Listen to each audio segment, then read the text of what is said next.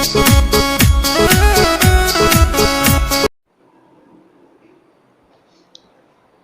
दोस्तों, Shyam take tips में आपका बहुत बहुत स्वागत है। एक बार फिर से आपके सामने हाजिर हूँ कुछ अच्छी किसानों के लिए किफ़ायती स्कीम की जानकारी लेके। जिन किसान भाइयों ने 31 जुलाई तक अपने नज़दीकी विद्युत निगम में सोलर वाटर पंप सब्सिडी के तहत आवेदन नहीं किया है, उनके लिए बेहद खुशखबरी है कि गवर्नमेंट ने राजस्थान सोलर पंप कृषि कनेक्शन योजना में रजिस्ट्रेशन 31 जुलाई तक बढ़ा दिया है।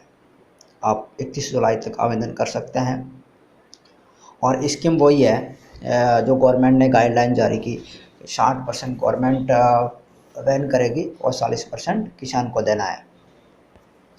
तो दोस्तों, आप देख पा रहे हो, पढ़ भी सकते हो, सौर सिंचाई पंपिंग पर राजस्थान सरकार सब्सिडी योजना। और देखो, यहाँ से आप पढ़ सकते हो, राजस्थान सोलर पंप कृषि कनेक्शन योजना में रजिस्ट्रेशन 31 अगस्त तक, ठीक है ना। यह डेट पहले बैक डेट 31 जुलाई थी और जिसको बढ़ा के 31 अगस्त कर ली है। थोड़ा सा मैं आपको विस्तार में बता दूं इसके बारे में तो आपको भी समझ में आ जाए। और इसको इसने देखो लिखा है, स्पष्ट लिखा है, सोलर पंप कृषि कनेक्शन योजना में पंजीकृत 31 अगस्त 2017 तक। अच्छा, जयपुर से 28 जुलाई को ये जयपुर से अपने जो निदेशक प्रबंधक है गुप्ता जी, इन्होंने बताया है, कृषि कनेक्शन हेतु लंबित 3 व 5 HP के कृषि कनेक्शन सेटों को सौर ऊर्जा अर्जित करने एवं ग्रीन ऊर्जा को प्रोत्साहित करने हेतु सोलर पंप कृषि कनेक्शन योजना में पंजीकृत की अवधि को 31 अगस्त 2017 तक बढ़ा दिया गया है। इस योजना में किसानों को दिन में बिजली मिलेगी और विद्युत बिल भी नहीं देना पड़ेगा। जयपुर विद्युत निगम के प्रबंधक निर्देशक श्री आर.जी. गुप्ता जी ने बताया है, सोलर पंप कृषि कनेक्शन योजना में पंजीकृत के लिए विकल्प पत्र देने हेतु निर्धारित समय सीमा को 31 जुलाई, जो ये बैक डेट थी 31 जुलाई से बढ़ाकर 31 अगस्त 2017 कर दिया गया है। और उन्होंने बताया कि योजना पूर्ण रूप से स्वैच्छिक है, यानी इसके ऊपर किसी का दबाव नहीं कि आप फॉर्म लगाओ या ना लगाओ। आपको अगर सोलर की ज़रूरत है, सब्सिडी के तहत आपको सोलर लेना है तो आप फॉर्म भर सकते हो। गवर्नमेंट का दबाव नहीं कि आपको भरना ही भरना है फॉर्म, वो आपके साथ कोई ज़बरदस्ती वाली बात नहीं है। और प्रथम चरण यानी फर्स्ट टाइम, जो प्रथम चरण में 10,000 सोलर पंप स्थापित किए जाएंगे। जो इस साल जो होंगे, जो शुरू में जो 10,000 कनेक्शन होंगे, आवेदन चाहे कितने भी आ जाए गवर्नमेंट के पास। वैसे तो गवर्नमेंट का रिकॉर्ड बताता है कि 2010 और 13 के बीच में इलेक्ट्रिसिटी में 3 HP और 5 HP के लोड की 70,000 आवेदन, तकरीबन 70,000 के पास आवेदन आए हुए हैं।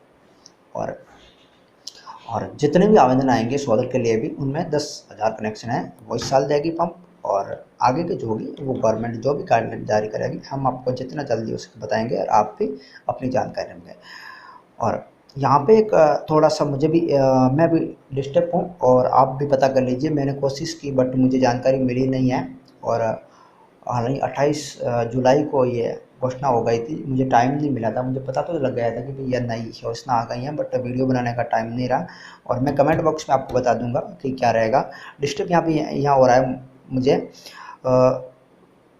कि इन्होंने जो ये लिखा है कि योजना में पंजीकरण हेतु सामान्य कृषि कनेक्शन आवेदक विद्युत निगम के संबंधित सहायक अभियंता कार्यालय में ₹1000 जमा करवा के आवेदन कर सकता है। जब सामान्य कृषि कनेक्शन की बात करते हैं तो उसमें 2 विकल्प अपने सामने आते हैं।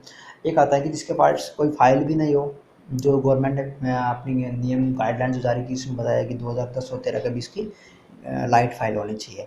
जब सामान्य कृषि कनेक्शन में यह भी हो सकता है। और दूसरे तौर पे देखें तो ये भी सोचते हैं कि सामान्य कृषि कनेक्शन बोले तो कृषि के लिए जो सोलर यूज़ करना चाहते हैं उनको भी सामान्य कृषि कनेक्शन बोल सकते हैं। इसके आगे